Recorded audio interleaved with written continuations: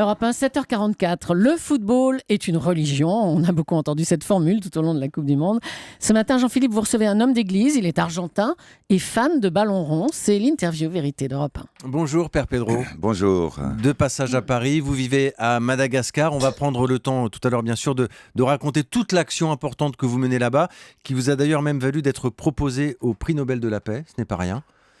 Oui, merci. Juste avant, du foot. Vous êtes supporter de l'équipe d'Argentine, c'est votre pays. Ça vous fait quoi de retrouver votre pays en finale de la Coupe du Monde? Au Brésil en plus. Bon, tout d'abord, vous m'avez présenté comme un fan de foot. Vraiment, je le suis, mais je suis d'abord un fan de la lutte contre la pauvreté. Ça fait 40 ans que je suis à Madagascar. Eh bien, le foot, c'est la religion, un peu comme vous dites en Argentine. Dès que j'ai commencé à marcher, j'ai commencé à jouer le football. Jusqu'à maintenant, jusqu'à mon âge maintenant, j'entraîne le dimanche après l'après-midi. J'ai fait des buts à 30 mètres, à l'angle, gauche-droite, comme vous voulez. Hein. Mais ça vous gêne pas justement qu'on compare tout souvent le foot à la religion? C'est quand même parce pas que la foi que j'ai en Dieu, en Jésus, c'est pas une religion. C'est quelque chose de très profond. La religion, ce sont des rites, des cultes, tout l'extérieur. Moi, je crois à une personne qui a aimé tous les êtres humains sur Terre et qui aime et qui est amour. C'est ça ma foi. C'est pas une religion. La religion, c'est l'extérieur. Et on dit tant de choses de la foi, de l'Église. Mais moi, je vis le message d'une personne qui est l'amour. À Madagascar, vous vivez parmi les pauvres, vous avez même réussi à créer une ville au milieu de rien avec la population. Comment vous vivez ce décalage hallucinant qu'il y a entre le business du foot, les sommes colossales qui sont dépensées et votre vie à vous, votre réalité au quotidien? Mais très mal, et quelquefois vous êtes révolté parce que vous voyez que, bon, j'aime le football et nous faisons beaucoup de football à Madagascar. Là, à la décharge, nous avons créé un petit stade, un petit Maracana, à côté de la décharge municipale. C'est peut-être le 3e stade le plus beau à Tana, le nôtre. Eh bien, parce que nous avons 12 000 enfants arrachés à la rue, à la décharge. Il faut faire du sport. Pour les filles, on a fait le basket. Pour les hommes, pour les garçons, le football surtout, aussi le rugby, l'athlétisme. Mais le football, c'est quand même celui qui a le plus d'affectionnés. Eh bien, on voit que le football aujourd'hui est devenu une affaire d'argent. Il y a que l'argent. Regardez, rien que voir, j'ai mal quelquefois regarder les matchs aujourd'hui. Parce qu'il y a plus de passes en arrière qu'en avant. Et le football... C'est pas faux. Moi, je voudrais bien que quelqu'un essaye de compter combien de passes en arrière dans un match de foot. Hein? Eh bien, c'est un peu le reflet de notre société. Au lieu d'aller de l'avant, on stagne, on hésite. On hésite. Moi, j'aime pas ce football où il y a beaucoup de spéculation.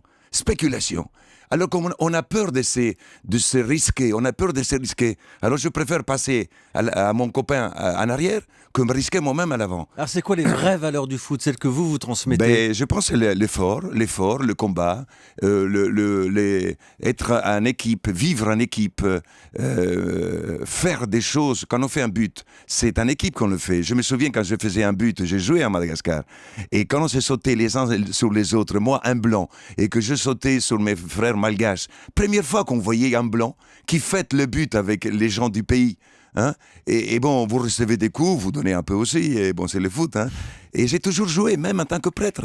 À Madagascar, j'ai joué, et mes meilleurs amis, c'était les gens du sport. Hein? Père Pedro, quand vous voyez, notamment pendant la Coupe du Monde, des joueurs qui se signent sur le terrain, qui prient, qui regardent en l'air, qui regardent Dieu, moi j'ai tendance à me dire, si Dieu existe, il a peut-être autre chose à faire que de regarder un match de foot. Mais exactement.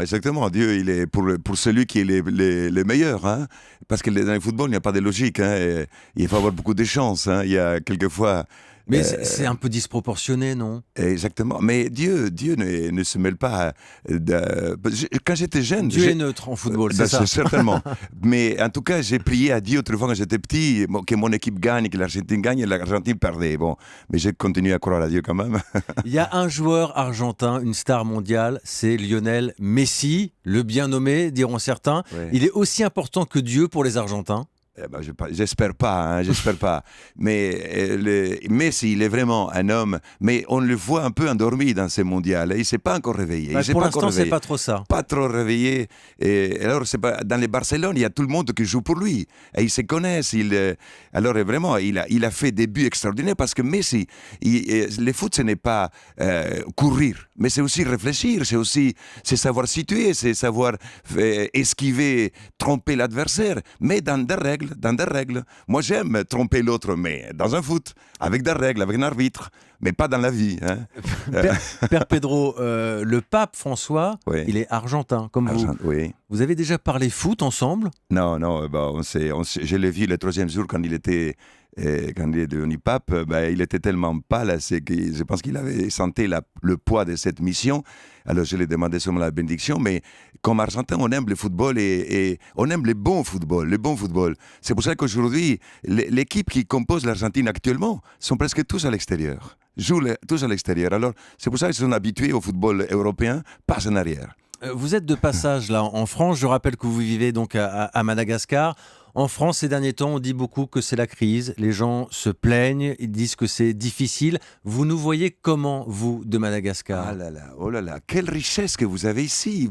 Vous nagez dans la richesse et dans l'opulence, dans une société de consommation. Si vous dites que vous êtes en crise, inventez un nom pour nous à Madagascar et l'Afrique. Inventez un autre mot. La vraie crise, elle est chez vous. La vraie crise chez nous, parce que à Madagascar, en Afrique, combien de fois manger une fois par jour, un enfant qui mange une fois, c'est un événement. Je suis venu pendant 1 mois et demi, je sillonne l'Europe. Je viens hier de la Nouvelle-Calédonie où les frères m'ont reçu des bras ouverts. Ils ont fait une quête qu'on n'a jamais fait dans cette région-là.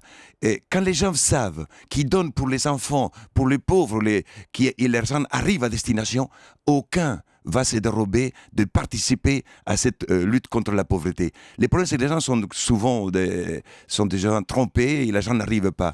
Alors, chers amis, moi je vais vous dire une chose, on ne peut pas tolérer cette pauvreté à tel point en Afrique et à Madagascar. Je dirais que les Nations Unies, à tous les gouvernements qui ont accédé démocratiquement au pouvoir et qui ne font rien pour leur pays, les Nations Unies devraient donner un carton jaune d'abord et après un carton rouge. Parce qu'il faut, comment dire, il faut les faire réveiller, les gens qui ont pris le pouvoir. On ne prend pas le pouvoir pour soi-même, on le prend pour être les garants de la justice et des plus pauvres surtout.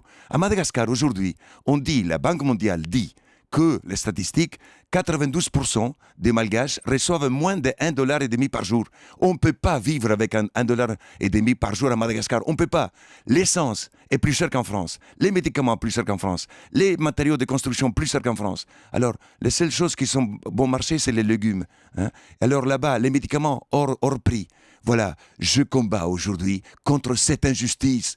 Et ça doit se savoir. Et les Nations Unies doivent s'engager davantage. Il y a beaucoup de prestations, mais c'est seulement extérieur. Il n'y a pas de conviction. Voyez, ils ont créé les 8 objectifs pour le millénaire. Ça finit l'année prochaine. Nous n'avons pas éradiqué la pauvreté comme ils l'ont souhaité, parce que personne ne s'intéressait. L'éducation pour les enfants, l'égalité des sexes, pour la santé maternelle. Il y a combien de femmes qui meurent encore, surtout en Afrique, à Madagascar, à l'accouchement, quand ils donnent la vie? Eh bien, ça, c'est des injustices qui crient au ciel. Il faut réagir. Le combat, la passion de Père Pedro. Merci d'être venu nous voir ce matin sur Europe 1. Si vous nous suivez sur europe1.fr, je montre un livre qui vient de sortir sur votre combat à Madagascar avec de très belles photos. Akamassoa, rêve d'enfant aux éditions du Rocher. Merci Père Pedro. Bonne journée. Merci à vous et à tous vos auditeurs.